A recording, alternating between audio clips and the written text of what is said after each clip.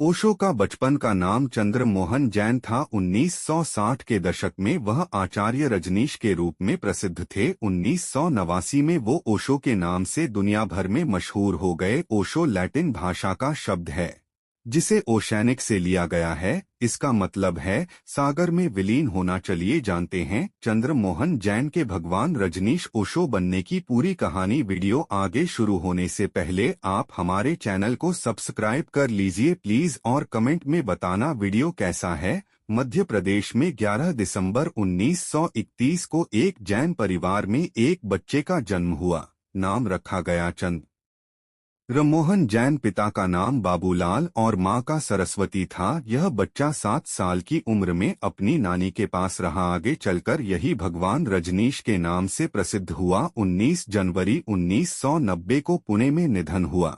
तब तक पूरी दुनिया में ओशो के नाम से प्रसिद्ध हो चुका था। आइए उनकी पुण्यतिथि पर जान लेते हैं चंद्र मोहन जैन के भगवान रजनीश ओशो बनने की पूरी कहानी। 3 दिन तक नहीं पिया मां का दूध। चंद्र मोहन जैन का जन्म हुआ तब वह 3 दिनों तक नहीं रोए थे, जबकि आमतौर पर जब कोई सामान्य बच्चा जन्म लेता है तो तुरंत रोता है। हद तो यह कि 3 दिनों तक उनके मुंह से कोई आवाज नहीं निकली थी। यहाँ तक कि इन 3 दिनों तक उन्होंने मां का दूध भी नहीं पिया था। इससे घबराकर उनके घर वालों ने एक वैद्य को भी बुलाया, जिसने जांच की तो सब कुछ सामान्य पाया। हालांकि तभी यह एहसास हो गया था कि यह बच्चा आम इंसानों की तरह सामान्य तो नहीं है। सुबह उठते ही चाय की लगती थी तलब। बचपन में चंद्र मोहन जैन अपनी नानी के पास रहे। वह खुद कहते थे कि उनके विकास में नानी का बड़ा योगदान था। हालांकि जब वह 7 साल के थे तभी उनके नाना का निधन हो गया था, इसलिए गाडरवाड़ा में अपने माता पिता के पास लौट गए थे। बचपन में जब उन्होंने लिखना शुरू किया तो बाएं हाथ का इस्तेमाल करने लगे। उन्हें चप्पल पहनना ही पसंद था, इसलिए जूतों का प्रयोग नहीं करते थे। समय के पाबंद चंद्र मोहन को सुबह जागते ही चाय पीना पसंद था। यह एक तरह से उनकी कमजोरी बन गया था। धूल और गंध से इतनी एलर्जी थी कि कहीं थोड़ी सी भी बदबू आने पर सो नहीं पाते थे। प्रोफेसर को वाद विवाद में हराया तो छोड़ना पड़ा था कॉलेज।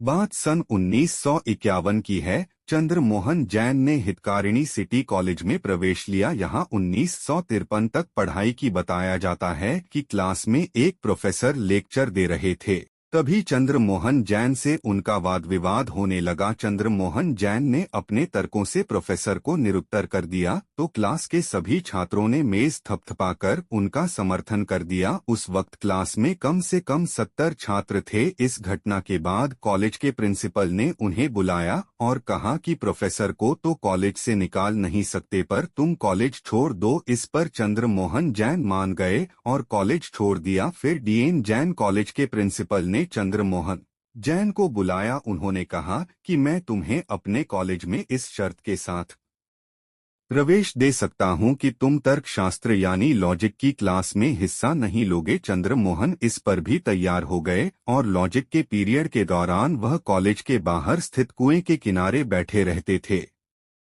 तैरते तैरते लापता हो गए थे। चंद्र मोहन को नहाने का काफी शौक था। वह सुबह 5 बजे ही ठंडे पानी से नहाते थे। तैराकी भी उनके शौक में शामिल है। एक बार नरसिंहपुर और गाडरवाड़ा के तैराकों के बीच प्रतियोगिता थी तो चंद्र मोहन भी पहुंच गए। तब किसी तैराक ने चेतावनी दे दी कि यह क्या तैरेगा मेरे सामने। हालांकि वह तैराक तैरते तैरते थोड़ी ही देर में डूबने लगा तो बड़ी मुश्किल से उसे बचाया जा सका। वहीं चंद्र मोहन घंटों तैरते रहे और लापता हो गए। इसके बाद पुलिस भी आई और लोगों से पूछताछ की, पर उनका कुछ पता नहीं चला। तीसरे दिन चंद्र मोहन घर पहुंचे तो लोगों ने पूछा कहाँ चले गए थे। उन्होंने हंसकर जवाब दिया कि वह तो तैर रहे थे। इस तरह से आचार्य रजनीश और फिर ओशो बने। बड़े होने पर चंद्र मोहन दर्शन शास्त्र के शिक्षक के रूप में दुनिया के सामने आए। महात्मा गांधी की विचारधारा, समाजवाद और संस्थागत धर्म की आलोचना कर विवादों में आ गए। 1960 के दशक में वह आचार्य रजनीश के रूप में प्रसिद्धि पा चुके थे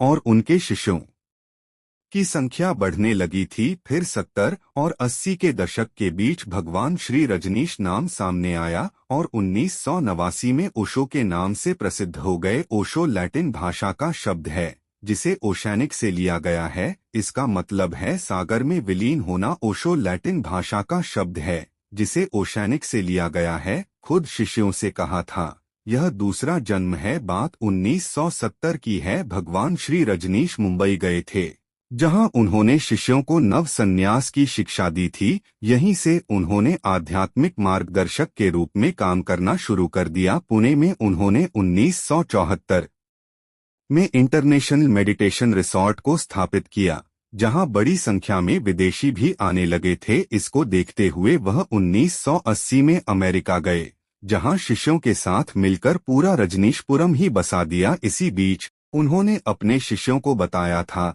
कि यह उनका पुनर्जन्म है।